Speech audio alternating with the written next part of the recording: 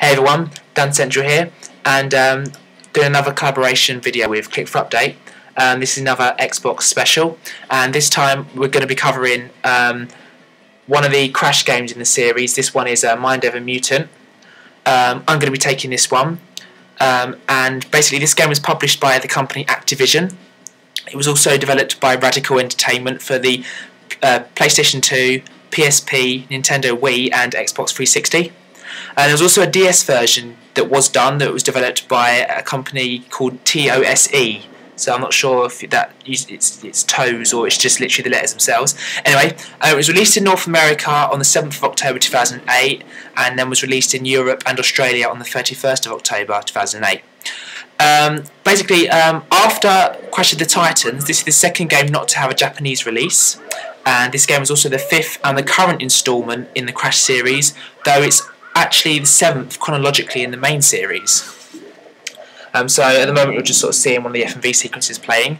And basically, just to give you a bit of a summary of the plot in this game, it centres on the arrival of a popular device that basically puts whoever uses it under control of the evil creators Neo Cortex and Dr. Nitrous Brio. So basically they create this device that basically anyone that gets their hands on it basically puts them in a kind of a trance-like state, and then basically Neo Cortex and this Dr. Nitrous Brio can then control them to do whatever they want. So it basically turns them more evil. So basically it's therefore Cortex and his mask Aku's job to basically free their friends from being under the control of Cortex and the evil Doctor. So that's basically what we have to do. It's pretty straightforward. Yeah, basically this game, it kind of received mixed reviews really when it was released. It did quite well in terms of like the Xbox 360 and the PS2 and Wii versions, but the DS version did really badly because it was seen as being very dull and kind of too repetitive, because they kind of tried to do something different with the DS version, but it didn't work very well, and yeah, just pretty much flopped, whereas the Xbox, PS2 and Wii versions actually did pretty well, so it's quite interesting.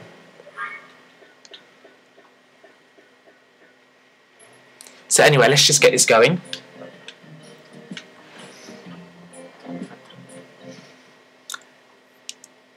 Now the graphics are actually really nice in this game. Been updated quite a lot since the game before it, Crash of the Titans. Now basically obviously it's telling us to talk to Coco, so we're just going to go and find her, and she's actually over here, so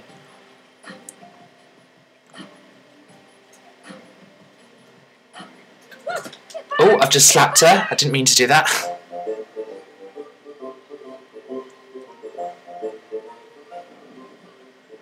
Oh, stupid thing, work! Wow, we should clean this place up, children. It's been like a metric year. Who's gonna make us cute? I don't think so. Okay, well, apart from that being completely random, I've skipped that just so that we can save time as well. So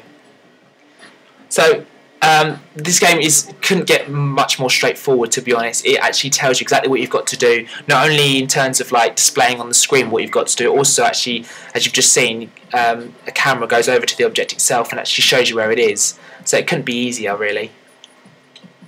So yeah, you've got X basically punches, A's to jump. You can also do sort of a bit of a double jump where he does sort of a somersault in the air if you press jump twice. So we've got to find the rest of Coco's parts now. So I'm going to imagine that we're going to have to go through more of the level and just find them as we go along. So it's been a little while since I played this game, so I'm just going to get to grips with what we've got to do. Yeah, basically, if you hold the right trigger, his mask, Aku comes out, who's kind of like the good mask. There's also an evil mask, his brother, called Uka, who works for Cortex. And then you've got all these mutants that you basically defeat and kill.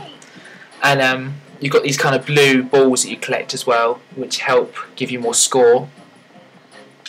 And it also tells you, if you don't already know, how to do certain things like double jumping. And I've just completely jumped off the ledge, which I didn't mean to do.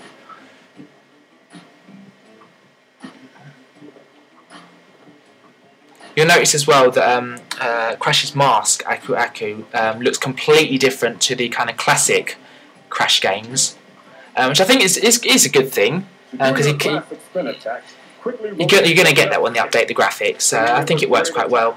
I think he kind of needed a new look anyway, so. I kind of like Crash's new look as well.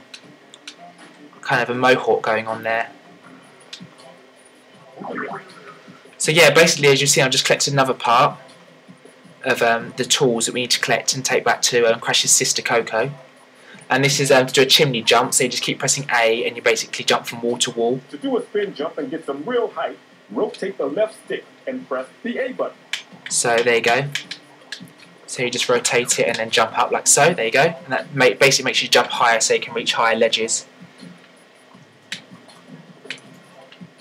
And also, I was going to mention as well, for those of you that saw my Pandemonium videos from the PS1 that I did quite a while ago, this is very similar in the fact that it's side-scrolling to an extent. I mean, it's not all side-scrolling, especially when you start this level, you've got more freedom to walk around. But once you kind of start the main part of the level, it tends to be more side-scrolling, where you kind of like get told where you need to go. But even though it is kind of side-scrolling for most of the game, it's still 3D.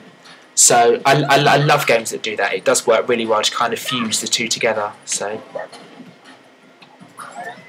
Nice one, Crash. That power up will. But yeah, all we're literally doing is collecting all the parts for Coco, and then you take them back to her, and then you get another mission, and it literally just follows on like that.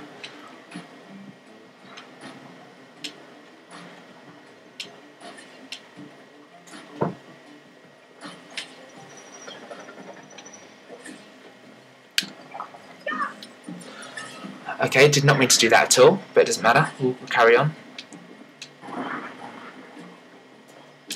Now, they're obviously going to release another Crash game at some point. It's just going to happen. You know, the Crash series or the Crash franchise is too popular for them to suddenly like stop doing it altogether. I'm not sure what they're going to be doing in terms of another Crash game, but I'm sure it won't be that long until we find out.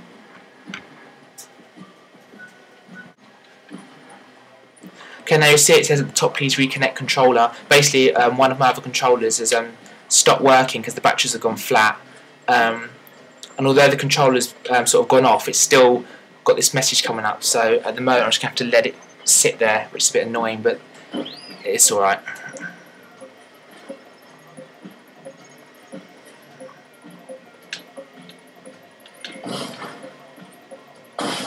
Okay, and then we've got another part there, so that's some more we've collected. So as you can see on the right hand side of the screen, it's 3 out of 6. We've got 3 more to find, and then we're done.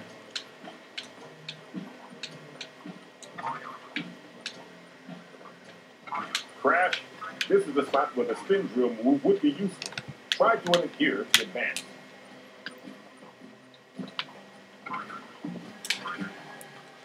Well, I don't know how much life my other controller's got left in it, but it seems to have disappeared for now. We'll see if it comes back or not. Okay, so this is going to require a spin jump. There we go. So like here you've got more freedom to move about. You're not being told where to go, in the sense of like you can move left and right. You haven't just got to go forward or backwards. Whereas back there you had less freedom. You did have to literally just go like to the left, and you couldn't really go forwards or backwards. So it's kind of got elements of both. Kind of, if you were talking in terms of the Sonic games, it's got elements of kind of the original Sonic games on the Mega Drive, where it's completely side-scrolling, but it's also then got elements of, say, Sonic Adventure from the Dreamcast, where you really can just sort of decide where you want to go. So really, really cool idea to do it like that. Okay, so we're going to do a spin jump and then press X, if I remember rightly. There we go. The stuff you can dig through, do your spin attack to pop out. So this is quite a cool idea. Obviously you can't get through at the top of the water because of all the branches, so you just basically dig underneath, which is pretty awesome. And then when you find another kind of spiral like here, you then do a spin jump again with the left stick, and just you pop up again.